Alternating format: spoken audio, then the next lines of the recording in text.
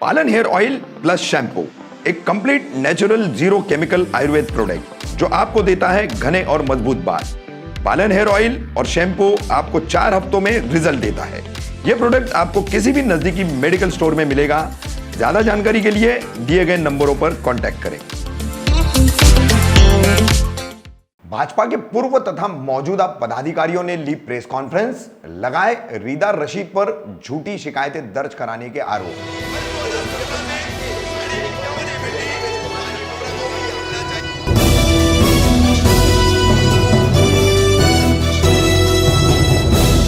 कामदार हिंदुस्तानी reporter में आपका स्वागत है। मुमरा कौसा के राजनीतिक उथल पुथल भरे माहौल में जहां विधायक जितेंद्र आवाड़ पर शीलभंग का मामला दर्ज होने के बाद काउंटर में यह एफआईआर दर्ज कराने वाली रीदा रशीद के खिलाफ एट्रोसिटी का मामला दर्ज कराने के बाद शुक्रवार 25 नवंबर को रेती बंदर सर्कल के अमित गार्डन रेस्टोरेंट में एक प्रेस कॉन्फ्रेंस ली गई। यह प्रेस कॉन्फ्रेंस ली पूर्व बीजेपी पदाधिकारी माइनॉरिटी सेल से जुड़े हुए शादाब शेख और मौजूदा बीजेपी पदाधिकारी माइनॉरिटी के जिलाध्यक्ष काशिफ शेख द्वारा। शादाब शेख और काशिफ शेख ने क्या आरोप लगाए रीदा रशीद पर और क्यों लगाए, देखिए उनकी ये प्रेस कॉन्फ्रेंस। किस तरीके से उन्होंने रीदा रशीद और उनके सहयोगियों पर गंभीर रूप के आरोप लगाए। गौवंश की तस्करी के अलावा झूठे छेड़खानी के मामले इनके अपने खिलाफ दर्ज कराने की कैसे रीदा रशीद ने साजिशें की, इन्होंने अपने इन आरोपों में दावा किया है। बहरहाल 3 साल से लगभग ये सभी लोग इकट्ठा काम कर रहे थे और पत्रकार परिषद के दौरान, और पत्रकार परिषद जब शुरुआत हुई तो उसका कुछ हिस्सा हम आपको दिखाते हैं और उसके बाद जो है हमारी इन दोनों से अलग बातचीत हुई है, तो वो पूरी बातचीत हम आपको दिखाएंगे। इस पत्रकार परिषद में पत्रकारों ने ये भी सवाल पूछा कि 3 साल तक रीदा रशीद जब यहाँ पर है और साथ में आप लोग काम किए और इस तरीके की हरकतें वो कर रही थी, इस तरीके की साजिश है और झूठी शिकायतें दर्ज कराने के मामले कर रही थी, तो आप लोग इतना अरसा खामोश क्यों रहे। बहरहाल क्या इन्होंने जवाब दिए और क्या अपनी बात रखी शादाब शेख और काशिफ शेख ने, देखिए। तर काय सांगाल, पत्रकार परिषद घेतलेली आहे, काय सांगाल? देखिए, मुमरा में जो ये नया घटनाक्रम हो रहा है, रीदा रशीद जी नया फंडा मार्केट में लेकर आ रही हैं और इससे पहले मैं बीजेपी का पदाधिकारी था, बाद में मैं शिवसेना में गया, तो अपने ही पदाधिकारियों के ऊपर केस करवाना इनकी आम नीति थी। उनकी बात न मानने पर उनको गलत ढंग से एफआईआर करना, फंसाना उनका धार्मिक कर्तव्य। तो मैं एक औरत का सम्मान करता हूँ, हमारी बहन है, बहन के साथ साथ एक नारी है और नारी का सम्मान हम पुरुषों के लिए करना अनिवार्य है। तो मैं ये आवाज़ अपने उच्च अधिकारियों को भी बताया था बीजेपी में रहकर, लेकिन कोई सुनवाई नहीं हुई थी, तो मैंने पार्टी छोड़ दिया। पार्टी छोड़ दिया कहने का मतलब ये है कि अभी इलेक्शन 324, 325 और केसों में फंसाने की बहुत कोशिश करी गई, लेकिन एक केस में उन्होंने किया, बाकी केस नहीं हुआ, हस्तक्षेप हो गया। दूसरा कारोबार मीट का करने के लिए बोले, गाय का कारोबार करने का, गोश्त का कारोबार करने का। अरे गाय हमारे में ज़रूरी नहीं है कि हम गाय का गोश्त खाएंगे, गाय का कारोबार करेंगे। हम क्योंकि कुरैशी भी नहीं है, हमारा कारोबार, हमारा धंधा ही नहीं है ये कि हम धंधा करेंगे। बोले कि नहीं आप करो। मैं कहा मैडम मैं हाथ जोड़ता हूँ बहन, मैं ये काम नहीं कर सकता। फिर उन्होंने इलेक्शन पीरियड में, विधानसभा का जो इलेक्शन पीरियड था उस टाइम पर उन्होंने कन्वेंसिंग चुनाव आचार संहिता दाखिल। गाय का गोश्त कह रही है, हाँ, धंधा करने का, ये किसने कहा था और किसके साथ करने के लिए था? ये रीदा रशीद जी ने बोला था कि सिकंदर के साथ में मिलकर करो, तो मैंने सीधा बोला कि मेरे पास सही नहीं है और सिकंदर अभी कारोबार कर रहा है, अभी भी कर रहा है। हाँ, आप ही को क्यों कहा? बोलने देना है पहले। मैं साथ में था ना भाई, हाँ, मैं साथ में था ना, कंधे से कंधा मिलाकर चलता था, इसलिए मैं कंधे से कंधा मिलाकर चलता था। इसके लिए मेरे को बोला गया कि मुझको बोला गया कि आप कारोबार करो। मैं कहा मैं नहीं कारोबार कर सकता। मेरा काम नहीं है वो कारोबार करने के लिए। वहाँ पर चलो मैटर ख़त्म हो गया। दोबारा जब ये चुनाव के टाइम पर जब ये बोला गया, जब लफड़ा हुआ, रेहान पित्तल वाले से लफड़ा हुआ, उसके बाद मुझको बोला गया कि आप ऐसा ऐसा करवाओ। मैं कहा कि मैं गुंडा नज़र आ रहा हूँ क्या कि मैं फायरिंग करवाऊँगा? मेरे को फायरिंग के लिए बोला गया था। मैं कहा फायरिंग के मैं गुंडा नज़र आ रहा हूँ, मैं खुद ही बीमार रहता हूँ, मेरा काम ये सब नहीं है गुंड की फायरिंग करवा दूँ, ये करवा दूँ। अरे मैं एक गरीब आदमी हूँ, मेरी छोटी सी फैमिली है, मैं अपने फैमिली में रहकर खुश करूँगा। मैं राजनीति से मैं संन्यास ले लूँगा, लेकिन ये सब मैं नहीं करूँगा गंदा काम, मेरे पास की बात नहीं है। अब ये बताइए कि रेहान पित्तल वाले के ऊपर अपने ऊपर बोल लेती है, अपने ऊपर कराओ, मैं FIR करेगी, इन लोगों को फंसाएगी, किसको? जितेंद्र अवार्ड को और रेहान पित्तल वाले को। मैं डर गया, मैं एक छोटा सा पदाधिकारी डर गया, मैं छोड़ दिया, पार्टी ही छोड़ दिया। जब ऊपर मेरी कई बार कंप्लेंट किया, नहीं सुनवाई हुई, पार्टी छोड़ दिया। पार्टी छोड़ा, फिर शिवसेना में आ गया। शिवसेना अच्छी पार्टी। बीजेपी पार्टी खराब नहीं है, बीजेपी पार्टी खराब नहीं है। यहाँ के बीजेपी के पदाधिकारी भी बहुत अच्छे हैं, बहुत अच्छे हैं पदाधिकारी। लेकिन ये जब से मुंबरा में आई बीजेपी में, कार्यकर्ताओं को लड़ाकर कुछ गुट को अपने साथ में रखना, अगर वह भी साथ में रहने वाला गुट अगर उनकी बात एक दो इनकार करता है तो गुनाह खाने के लिए तैयार रहे। और उसका उदाहरण मैं हूँ शादाब शेख। और अभी हाल में देखो, अपने ही कार्यकर्ता के ऊपर 354 कासिफ सबीर के ऊपर करने की भरपूर कोशिश की गई, नहीं हुआ। उच्च अधिकारी ने हस्तक्षेप कर दिए बीजेपी के, नहीं हुआ। लेकिन फिर अभी देख रहा हूँ MLA के ऊपर हो गया। अरे MLA के ऊपर हो गया, अब चुप रहना बेकार है। अब अपनी बात जनता के सामने, प्रशासन के सामने, मीडिया के सामने, मीडिया के माध्यम से हम देंगे, इसलिए हमने प्रेस कॉन्फ्रेंस बुलाई। शादाब भाई, जिस तरह से आप कह रहे हैं कि आप शिवसेना पार्टी से हैं और आपने ये देख करके MLA के ऊपर एक गलत आरोप लगाया जा रहा है, ये प्रेस कॉन्फ्रेंस बुलाई, लेकिन जहाँ तक कि बातें चल रही हैं, खुलकर कोई कह नहीं रहा है, लेकिन इसमें नाम तो आप ही की पार्टी से जुड़े हुए आ रहे हैं कि उन्हीं का राजनीतिक दबाव है, जिनकी सरकार है वही करा रही है। नहीं, देखिए, नहीं, ऐसा हमारे पार्टी का कोई भी दबाव नहीं है, हमारे पार्टी का कुछ भी दबाव नहीं है, ये इनकी नीति है। अब ये बीजेपी में पहले थी, बीजेपी में हम भी थे, हमारे ऊपर क्यों गुनाह दाखिल करवाई गई? खोटा गुनाह क्यों दाखिल क्यों फंसाने की कोशिश किया गया? बताओ ना हमको फंसाने की कोशिश की गई ना, कि दबाओ इसको, हम उनकी बात नहीं सुनते हैं तो उल्टा सीधा होगा। हो सकता है कि MLA के साथ भी ऐसा हुआ होगा कि MLA कोई बात नहीं सुना होगा। MLA साहब की जो वाइफ है, उन्होंने ऋता अवार्ड मैडम ने खुले तौर पे कहा था जो FIR मुंब्रा पुलिस स्टेशन में सच्चे लोग कराते हैं नहीं होती है, और ये FIR आधे घंटे में हुई। और FIR करने के बाद वहाँ पर एकनाथ शिंदे जी जब पहुँचे राजन खेने साहब के, तो वहाँ पर उन्होंने वो FIR कॉपी दिखाई और उनके ही कहने पे ये FIR कॉपी, आप बोले कि उनके कहने पर FIR कॉपी, पहले FIR कॉपी दिखाई, फिर उनके कहने पर FIR हुई। ये अभी आप ही ने बोला है। हाँ, FIR उनके कहने पे हुई और FIR करने के बाद उन्होंने वहाँ जाके वो कॉपी उन्हें दिखाई। नहीं, इसको हम नहीं मानते, इसको हम नहीं मानते। ये एक अफवाह है और ये एक साजिश है। नहीं, अगर इतनी जल्दी FIR हो गई तो इस हिसाब से तो मतलब आपका मानना है कि मतलब रिदा रशीद में इतनी ताकत है, गृह मंत्री बन जाना चाहिए। अरे ये बताइए, एक महिला का अधिकार है, 354 फीट करवाने के लिए एक महिला का अधिकार है, उसको कानूनन उसको कहीं सबूत की जरूरत नहीं है, वो जाकर अपने ऊपर बिना बैंक पुलिस स्टेशन से करवा सकती है। तो क्या मतलब है कि तोप है? वो अपना हक जाकर जताइए। पुलिस का जो काम था पुलिस ने किया, तफ्तीश चालू हुई, ठीक है। लेकिन अब उसको हम हाई लेवल पर बोलेंगे नहीं, ये हो गया, वो हो गया, शिंदे साहब के दबाव में। शिंदे साहब एक CM है और मुंब्रा में आए, ठीक है। उनका पहले का पदाधिकारी पहले थे, साथ में लोग थे, वो आए थे मिलने के लिए, तो इसका मतलब नहीं कि वो गुनाह दाखिल करवाते। और जैसे अभी आपने आरोप लगाया, आप जब उनके साथ में थे तो रिदा रशीद ने आपको फायरिंग करने के लिए कहा, उनके ऊपर गुंडे लगा के, तो ये आपका क्या था स्टेटमेंट? देखिए, जो फायरिंग कराने की बात थी, फायरिंग कराने के लिए हम कोई गुंडा नहीं है कि हम फायरिंग करेंगे, ठीक है।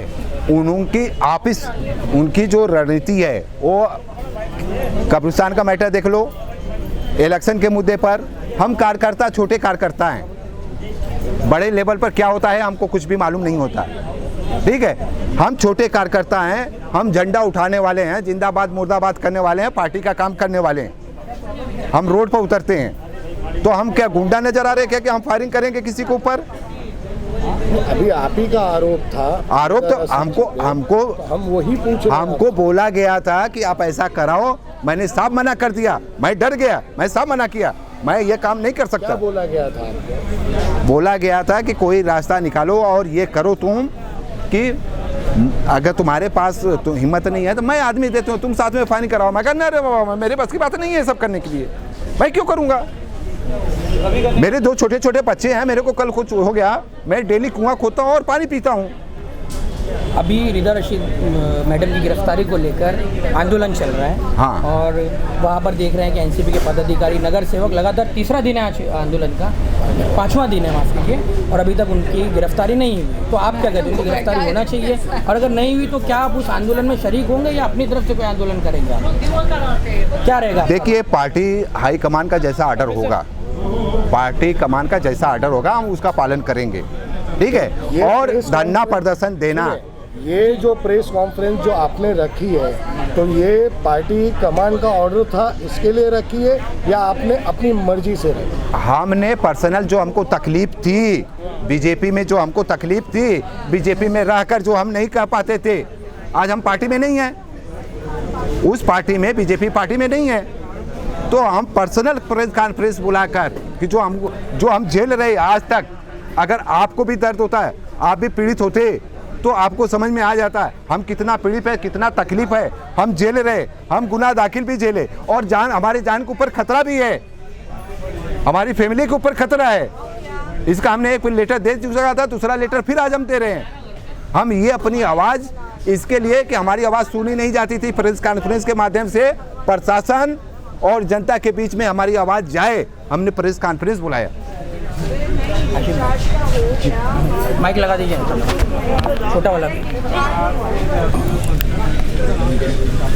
अल्ताफ भाई थोड़ा उधर कर लेना, एंगल आ रहा है, मेरा हाथ आ रहा है। जी अरे बस ऑडियो है जो थोड़ा हाँ लेते हैं, हाँ ले लेते हैं, रुको ना, तुम क्या भाग रहे हो? जी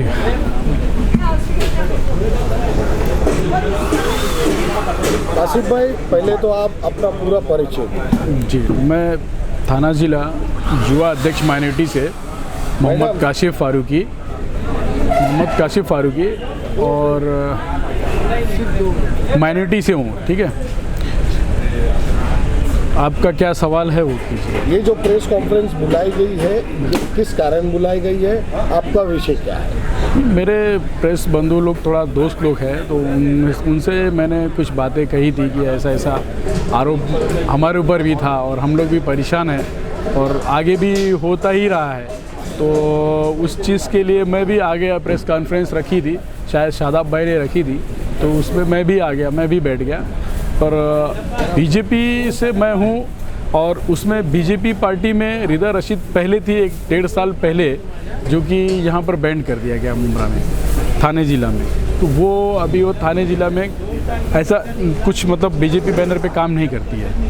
नहीं, ये 1-1.5 साल की आप बात कह रहे हैं, 1-1.5 साल के बीच में भी जी उन्होंने बीजेपी के बैनर तले काम किया? नहीं किया कोई बैनर के तले नहीं किया। अभी हाल ही में उनके वीडियोस वायरल हो रहे हैं दिखाइए अधिकारियों के बीच में, गिरफ्तारी की मांग के बीच में, कि भाई वो मस्त वहाँ पर जा रही हैं प्रचार में गुजरात इलेक्शन में। मैंने तो अभी तक कोई भी ऐसा देखा नहीं, शायद आप लोगों ने देखा होगा, लेकिन हमने तो ऐसा कुछ देखा नहीं। हमारी पार्टी से बैंड किया गया था, ये मुंब्रा में जितने भी पत्रकार बंधु हैं उनको मालूम है, सारे लोगों को मालूम है कि मुमरा में वो कोई काम नहीं कर रही हैं बीजेपी पार्टी की तरफ, अरसिया वेलफेयर फाउंडेशन की तरफ से वो काम कर रही हैं। कहीं पे भी आप देख लीजिए उनका जितना भी प्रोग्राम हुआ है सारा अरसिया वेलफेयर फाउंडेशन की तरफ से हुआ है। उनके साथ में सिकंदर भाई साहब जो है जुड़े हुए हैं। सिकंदर भाई साहब आज भी साथ में बिजनेस पार्टनर है और जुड़े हुए हैं।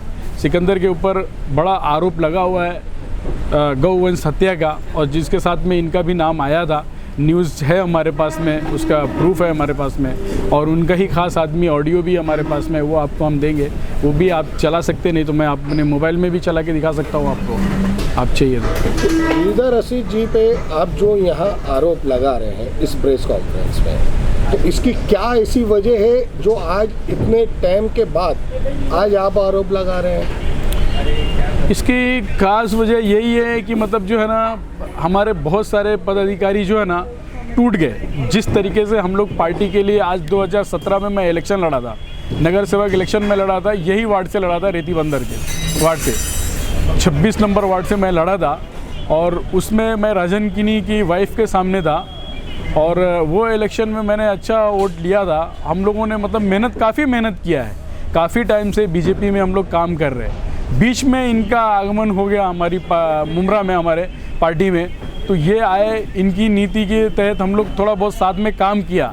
जब हमने देखा कि हमारे पदाधिकारियों के ऊपर ही हमला करना स्टार्ट कर दिया इन्होंने, इमरान चौधरी के ऊपर भी हमला किया इन्होंने, वो बेचारा इमरान चौधरी पार्टी छोड़ के चला गया, बड़ी ऑफिस डाला था उसने, बहुत बड़ी ऑफिस डाला था, वो ऑफिस भी सील करवा दिया इन्होंने।